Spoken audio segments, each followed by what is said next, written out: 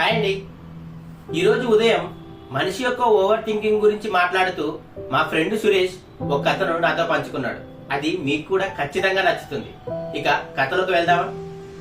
ఒక చెట్టుపై కూర్చున్న రామచిలక అక్కడే ఉన్న యమధర్మరాజు తనను చూస్తూ నవ్వుతూ ఉండటం గమనిస్తుంది.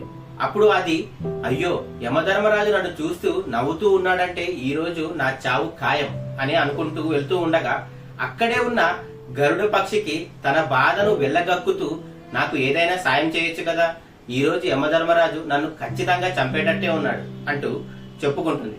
అప్పుడు ఆ గరుడ పక్షి ఆ యొక్క రామచిలుకను సప్త సముద్రాల అవతల ఉన్న ఒక పెద్ద మర్రి చెట్టులోని తొర్రలో దాచి వస్తూ ఉంటూ ఉంది.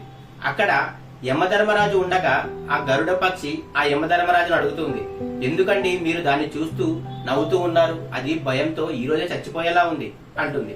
అప్పుడు యమధర్మరాజు సమాధానం చెబుతూ, ఏమీ లేదు, ఇక్కడే ఉన్న ఈ రామచిలక అది కొద్ది సమయంలో సప్త సముద్రాల అవతల ఉన్న ఒక పెద్ద మర్రి చెట్టులోని తొర్రలో ఉన్న పిల్లి చేత ఎలా చంపబడుతూ ఉంది అంటూ నాకు సందేహంలో నవ్వు వచ్చింది అంతే అంటాడు.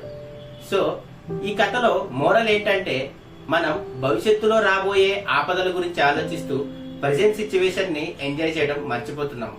సో మనకు జరిగేది జరగక మానదు. So please live in present situation. Thank you.